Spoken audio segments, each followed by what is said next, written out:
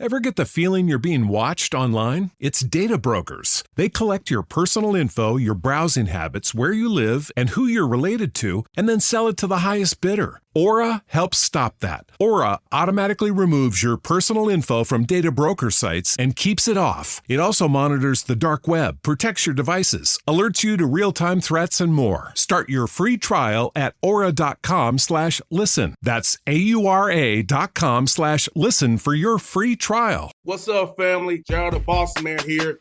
You're tuned into the Bossman Show on AM 1010, AM 1430, 1055 The King. Let the King out at 105theking.com and the Bossman Show at bossmanshow.com. Hit me up on Instagram, the Bossman Show, Twitter at Bossman Show, and Facebook, Bossman Show. It's the Bossman on your radio. Listen to the Bossman Show with your host, JR, Saturdays at 9 a.m. right here on AM 1010, The King. What's up, good people? BetOnline is your number one source for all your betting needs. The latest odds, lines, and matchup reports for baseball, boxing, golf, and more. BetOnline continues to be the fastest and easiest way to place your wagers, including live betting and your favorite casino and card games available to play right from your phone. Head to the website or use your mobile device to sign up today and get in on the action. Remember to use your promo code BELIEVE, BLEAV, for your 50% welcome bonus on your first deposit. BetOnline, where the game starts. BS3 Network, changing the way you watch TV. Yes, BS3 Network, changing the way you watch TV, covering content and hot topics from A to Z, sports, music, society and culture, movie reviews, you name it, we have it. Check it out on bs3network.com or check us out on Roku, BS3 TV on Roku, as well as check out your favorite podcasts on all podcast platforms or Spreaker.com/BS3 Network. You are now tuned to BS3 Network.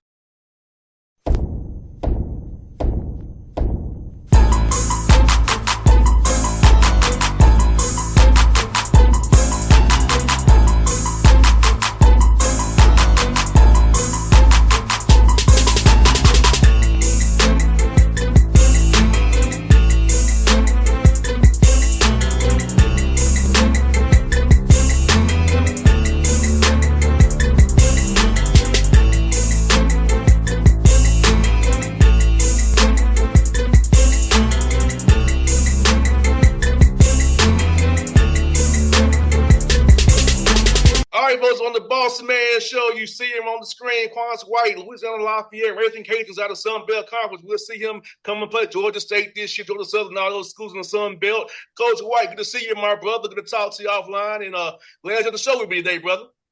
Yeah, I appreciate you having me, JR. Looking forward to talking to you and visiting when you, and hopefully seeing you soon. Yes, sir, man. Let me ask you this, man.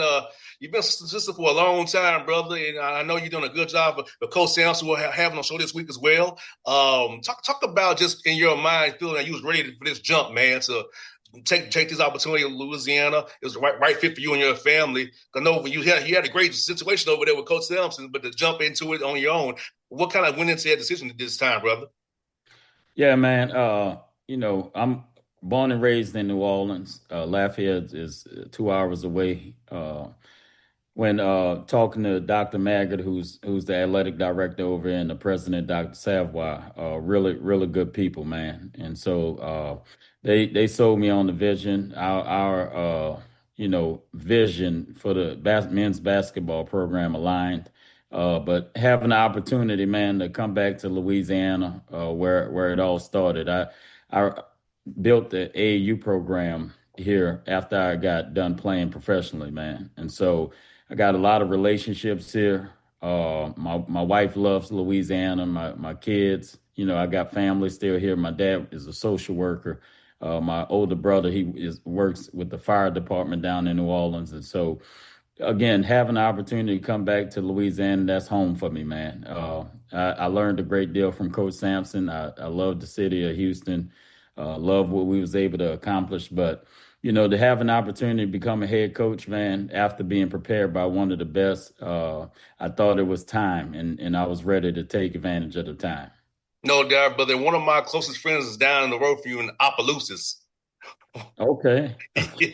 Yeah. One of my close friends lives down there, so we went to Lafayette Mall many a times when I came down to visit him. So I know all about the Lafayette and I love coming down there.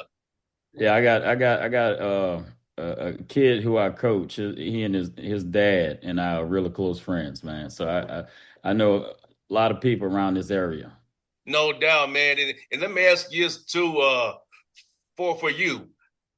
What's been the biggest adjustment moving that seat over for you? Where now it's not you making suggestions, now you making decisions now. So how's that move going from that mindset of suggesting to now it's my final decision on whatever we're gonna do and how we're gonna do it? Yeah, man, it's different. But Jr. I've had a great teacher, man, and I say teacher. I've had some teachers, right? I had a lot of mentors, a lot of coaches who I played for, and I was blessed to play for some really good coaches and learn from them. I just wasn't a player that played the game. I was a player that studied the game, and also I knew I wanted to one day become a coach after my playing days were over. And so, I learned from my junior college coaches, man. I learned from my high school coach. It's things that I've implemented with my players here that we only been together for about 3 weeks now. But things that I've learned back in high school from my high school coach, Coach Bernard Griffith. I have my assistant coach who coached me at Midland Junior College. He's on my staff. I learned a great deal from him. His name is Scott Rains. My head coach, Jency Cotton. And then, to be able to be under Coach Calvin Sampson, who's a Hall of Fame coach. I think he's one of the best to do it. And and I had the opportunity to sit under him and watch him at work every single day. And so again, man, I've been blessed with the opportunity to learn from all of those guys. And they've what made me into who I am now. And so they've prepared me for this moment. And Coach So White, for you, what's going to be the pillars of your program for a young man watching this interview who wants to come play for you? What things in your program that you're going to make it about the values and core beliefs that you want them to have to be a part of the Raging Cajun family and play for you and your great staff? Yeah, that's a great question, man. I want high character guys that love basketball. The landscape of college basketball is constantly changing, man. And look, I'm all for guys getting compensated, right? They deserve to be compensated, man. But I still want the main thing to be the main thing, right? I want guys that want to play in the NCAA tournament. I've been to the Final Four every year. Coach Sampson's been in the Final Four. Right. I was his starting point guard back in 2002. That was his first Final Four that he went to, and so did I. And then the 2 years that we went, one being this year, right, making it to the national championship, but we a couple years before that went back to the Final Four. So I've been there 3 times. And at Houston, I've been to the tournament 8 straight years. And so I want kids, man, that want to play in the NCAA tournament. I want guys that want to step on that floor. Because, JR, that's a different floor that you're stepping on, man. And so I want guys that, have a passion, and that's their goal. It's not just to, make money and things like that. I want that for them too, right? But I want guys that want to play in the NCAA tournament, want to do something that hasn't been done. And then I want guys, that want to become professionals. I'm big on player development, man. I'm gonna get the guys that come and play for me great freedom on offense. Of course it's gonna be structured, but I'm gonna let guys play, man. But I'm also big on player development. I spent the last 8 years, training and developing all the guards you saw at Houston. And all those guys were prepared to go play professionally once their time was done at Houston, but also they had extreme success at Houston and playing in the NCAA tournament. So my goals haven't changed. I want the same thing that we created down in Houston to happen at Louisiana, and it will. No doubt. And Coach White, let me ask you this, man, also for your guys this summer here on campus. And so how much do you implement team concepts, but while still maintaining that development platform you want to have this summer as well. So how you kind of balance that, knowing that you're first year head coach for those guys, so not so green come fall semester in August. Yeah, man, absolutely. This is my first job and as a head coach, and you got all these players are new. We kept three guys who I absolutely love: Zeke Cook, Kyron Ratliff, and Jeremiah Evans from last year's team, and then we brought in I think eight or nine new guys. And so it's amazing to see those guys gel so quickly, but to learn my system that I'm installing, you got to be a great listener, man, especially when it's no experience that we got to lean on. No one's ever, been through it. This is new. And so you're right, man. But again, I just don't want to install my system. I also want these guys to develop. And so, we in my me and my staff, we meet every single day for hours, just planning, trying to be proactive. And everything that we do on a daily basis, is strategic and it's planned out, it's thought out. And so you know, we take part in player development every single day. And then, okay, what are we doing defensively? What do we want to look like offensively? So we take time out to do both. And so I think we're heading in the right direction and we're making really good progress. And Coach White, I want to also talk about the lifting weights piece of it, the nutrition piece of it, and because they have recovery, they have rehab is so important. Teaching these young men about putting the right fuel in their body. You all have a long year from November 3rd, hopefully through mid-March and beyond. So make sure you can't win games in June, but you can definitely lose them in June. So talk about that piece of it as well, brother. Yeah, man, you got to make sure these guys are getting the proper rest, right? We wake up every single morning. We give our guys Wednesdays off, so Monday and Tuesday we up, believe it or not, at 5 a.m., man. And I haven't in the 3 weeks I've been here. None of our guys have been late, And so after we work out and we put them through some really hard things. Those guys have breakfast. They get 3 meals a day and things like that. But I also have a really good strength coach, man. I think the most important thing a head coach can do, and what I've learned, is who you hire. Your staff. That staff is extremely important, man. Coach Sampson used to say, the head coach gets too much credit and gets too much blame as well. But that's the seat that you sit in, man. But when you have success, man, we put this team together in 2 weeks. Jr. I was still coaching in the tournament when I got hired, and so I can't take all the credit for putting that team together like we did so quickly. Right, my staff played a instrumental part in making that happen, and so I got a great strength coach, man. Coach David Ventress, who played for me with my AAU program. He was at South Alabama for 4 years. Coach Richard Riley, who I got a lot of respect for, speaks extremely highly of him. I think his future is extremely bright, man. He's one of the best in the country. And I compare him to a guy that I thought was the best in the country, is in Alan Bishop at Houston, who's a certified nutritionist and a strength coach. And so David Ventures is nothing less, right? He's right there up there with Alan Bishop. So, yeah, man, that's, we try to make sure we got all grounds covered, but the staff is extremely important. No doubt, man. 100%. Having a support staff that's really about your vision and mission is so important. And that's what I stress my interns, Coach White, is like, hey, when you have a vision, you got to find people who are willing to implement your vision, your mission, and not go against the grain and have their own agendas. We're a team here. You either on buy-in or you don't. And to that same point, talking about with young men about their roles.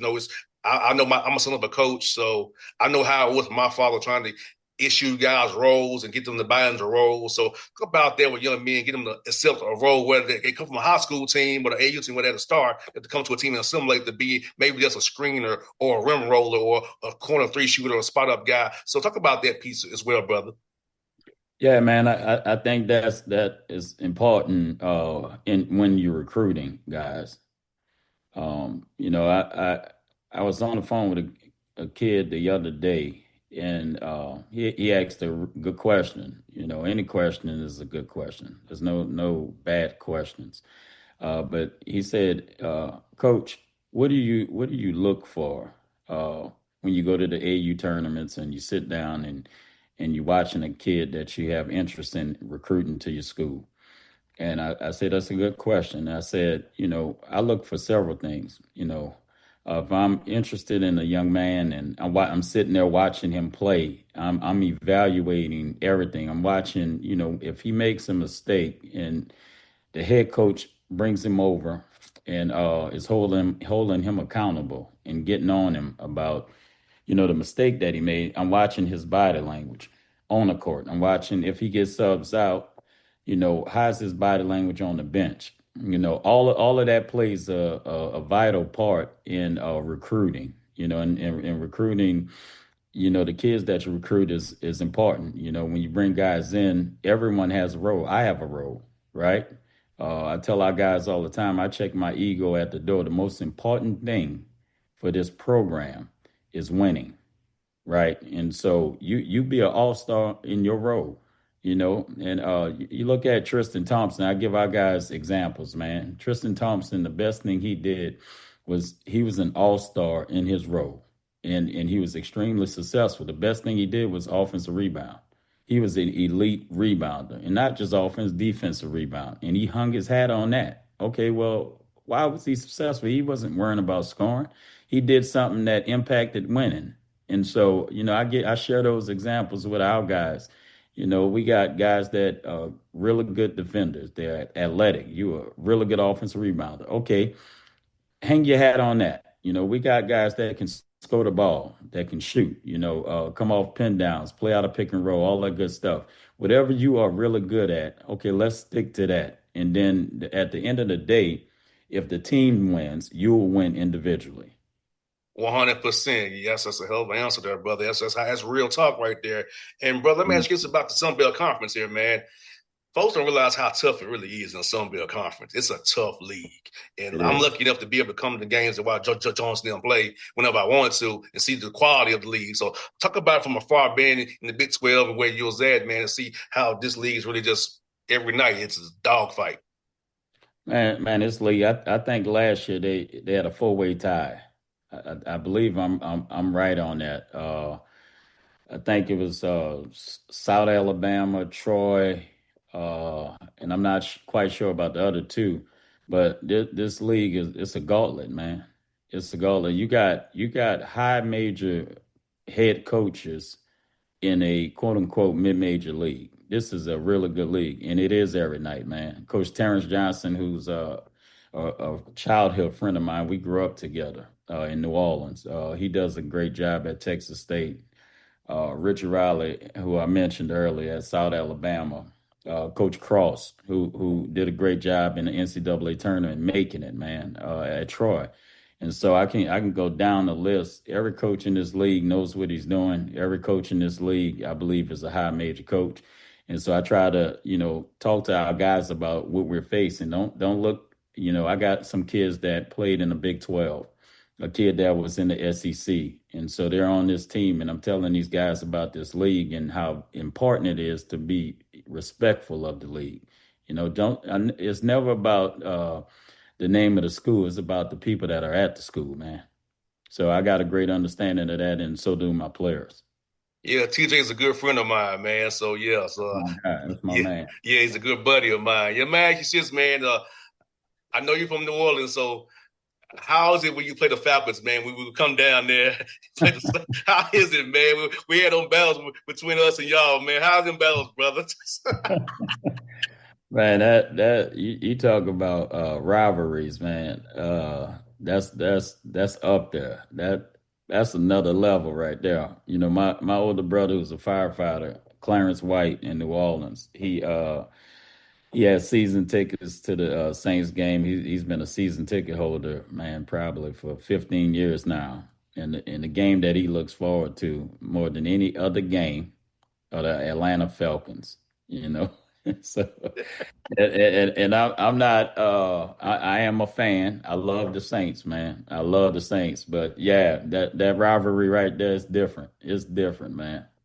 Yeah, I love coming down there for that game. And then when y'all come up to Atlanta, all the day parties, the Saints versus Falcon day parties, I've hosted a few of them in my past. So it's always fun for me to be involved with it. Like, it's fun. And I ain't going to lie, it was funny as heck. James Winston called that quarterback sticking. That was funny.